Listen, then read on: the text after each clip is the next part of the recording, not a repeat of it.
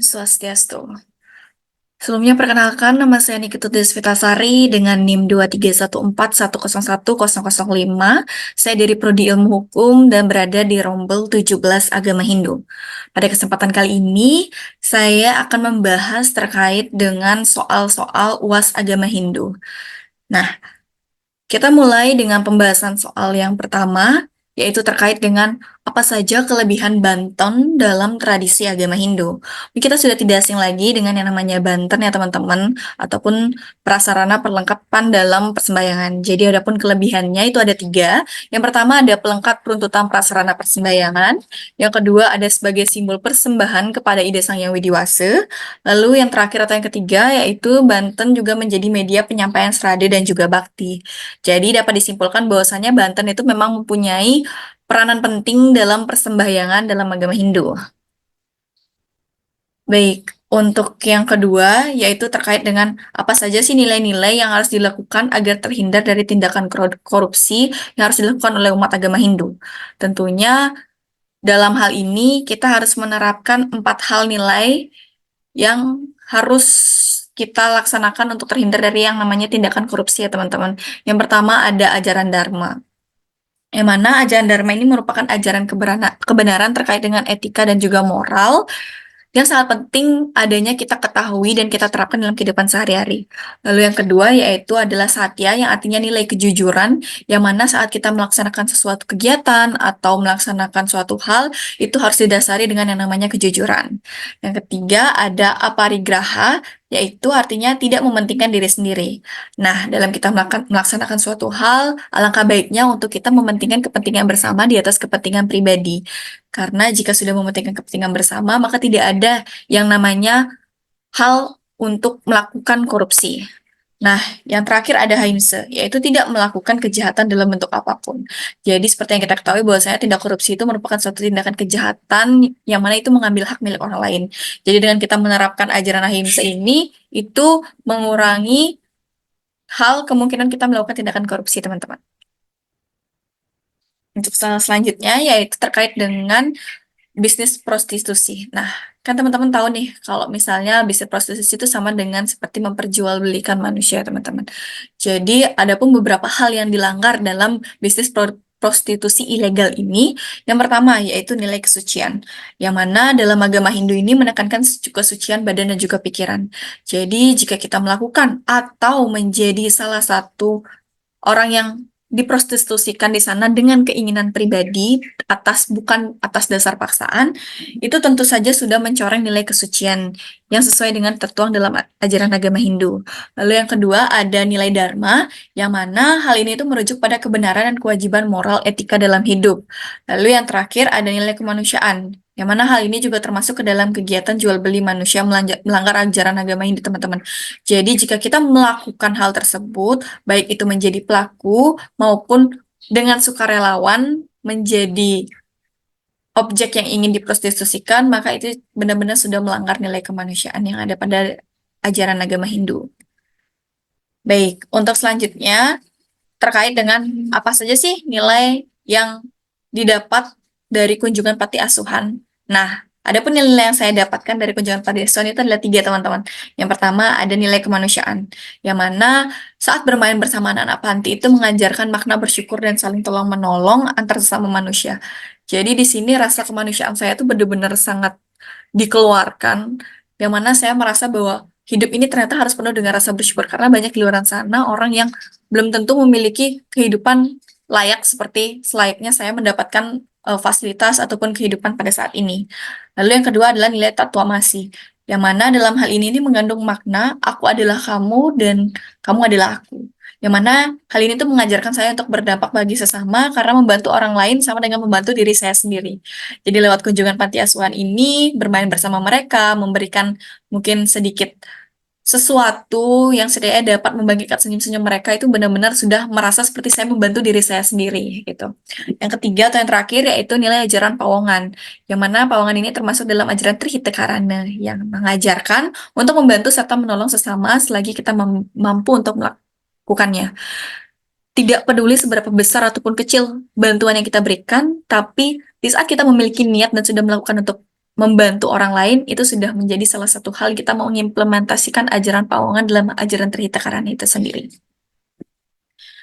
Baik, selanjutnya adalah terkait dengan apakah ada hubungannya kepasrahan dengan tindakan korupsi. Nah, sebenarnya jika dilihat secara logika, kepasrahan dan tindakan korupsi itu tidak ada kaitannya satu sama lain, sebab kepasrahan itu sendiri adalah sikap menerima dengan keadaan ikhlas. Nah, sedangkan korupsi ini adalah tindakan penyalahgunaan kekuasaan. Namun, kepasrahan secara tidak langsung itu malah menjadi salah satu penyebab terjadinya tindakan korupsi, sebab sikap pasif yang berlebihan dapat menimbulkan keadaan yang dapat menimbulkan kejadian tindakan korupsi, teman-teman. Adapun contohnya, semisal jika seseorang mengajak kita untuk melakukan penggelapan dana. Nah, sedangkan kita ini memiliki sikap yang pasif atau pasrah, istilahnya kayak mau-mau aja. Nah, itu sama dengan kita tidak memiliki pendirian, sehingga mudah sekali terjerumus dan terpengaruh untuk melakukan tindakan korupsi atau penggelapan dana tersebut, teman-teman. Jadi, pasrah itu boleh, tapi tolong pasrah ke hal-hal yang positif, bukan pasrah ke hal-hal yang negatif. Lalu, selanjutnya adalah apa hubungan pernyataan terkait dengan manusia hanya dapat menyadari kebenaran bila memupuk keselarasan dalam pikiran, perkataan, perbuatan terhadap yoga dan pranayama saat melakukan observasi. Nah, adapun hubungan dari hal tersebut yaitu sejalan terkait dengan observasi yoga beberapa waktu lalu yang sudah kita laksanakan. Nah, hal ini tuh membuat kita mempelajari bahwa dalam yoga sendiri itu ada yang namanya keselarasan atau sattva, yang mana ini merupakan salah satu prinsip fundamental yang memiliki peran penting di dalamnya. Nah, keselarasan ini bukan hanya merujuk pada keseimbangan fisik, tapi juga keseimbangan emosional dan juga spiritual. Sehingga yoga dan pranayama menjadi sarana yang ampuh untuk mencapai keselarasan sebab mencakup penenangan diri, peningkatan kesadaran, serta menjaga kontrol emosi, teman-teman. Nah, selanjutnya, apa makna dari ungkapan Bhagavad Gita pada soal tersebut? Nah, adapun dalam ungkapan Bhagavad Gita, itu Sang Krishna itu menekankan pentingnya waktu serta mengajarkan bahwa dengan mempersembahkan semua pekerjaan serta kewajiban pada Tuhan Yang Maha Esa, maka hidup kita akan dipenuhi dengan berkah dan juga dipermudah jalannya. Sehingga ungkapan tersebut memiliki makna yang mengingatkan kita bahwa memang semestinya kita mempergunakan serta memanfaatkan waktu secara bijaksana serta menjalani hidup dengan penuh bakti serta mempasrahkan diri ke hadapan Tuhan, teman-teman. Baik, selanjutnya adalah pertanyaan yang kerap kali muncul di otak para masyarakat. Sekiranya apakah upacara ngaben itu penting meski mengeluarkan biaya yang sangat banyak? Nah, di sini kita bahas. Jadi, upacara ngaben itu memang kerap kali dikaitkan dengan biaya yang cukup besar, sehingga menimbulkan pertanyaan tentang kebutuhan dan juga urgensinya. Namun, jika dilihat dari aspek spiritual, bagi saya, ngaben itu sangat penting adanya di luar dari biaya yang harus dikeluarkan.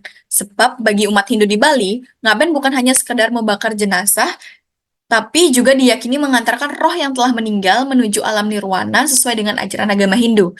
Sehingga hal ini juga diyakini dapat membantu pembersihan karma serta membantu sang roh itu mencapai moksa dan menyatu dengan ide sang yang widiwasa, teman-teman. Jadi, secara tidak langsung memang ngaben ini memang penting karena di lain dari sudah tradisi turun-temurun, makna serta urgensinya itu sangat mendalam apalagi dalam aspek spiritual.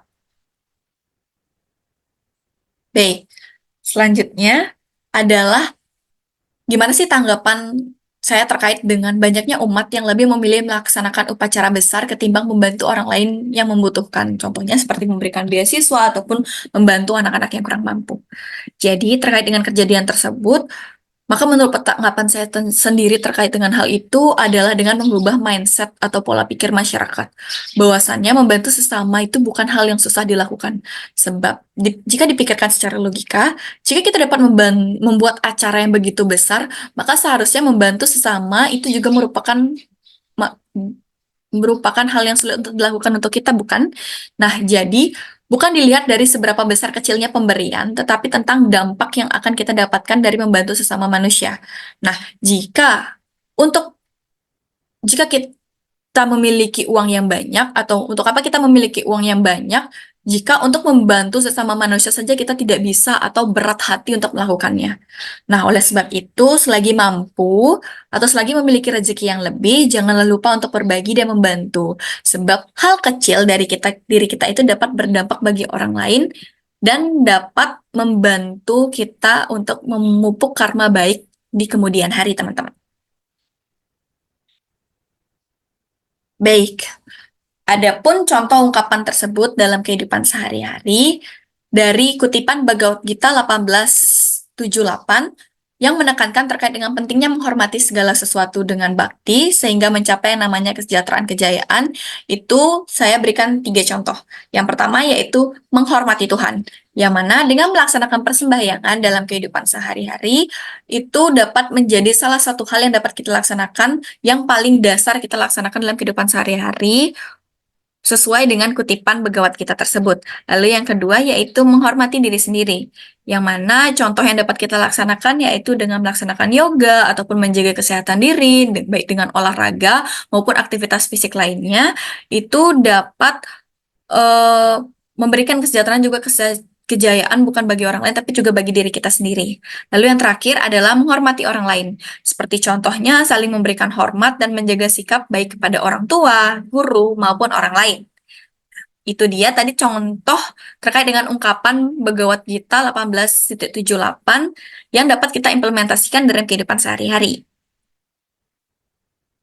Baik, itu dia tadi sekian pembahasan terkait dengan soal-soal ulangan akhir semester dalam Rombel Agama Hindu. Saya Desvita Sari, memohon maaf jika ada kesalahan kata maupun kesalahan penyampaian selama saya melakukan presentasi tadi. Karena saya sadar bahwasannya dalam materi yang saya sampaikan tadi itu masih ada beberapa kekurangan. Jadi, mohon untuk dikoreksi bersama dan kita cari pembenaran secara bersama-sama. Jadi, apa yang bisa diambil, tolong diambil, dan apa yang sekiranya tidak pas untuk diambil oleh rekan-rekan bisa dicari pembenarannya lebih lanjut lagi lewat media atau sumber-sumber lainnya. Baik, saya tutup dengan para mesanti. Om Santi Santi Santi Om.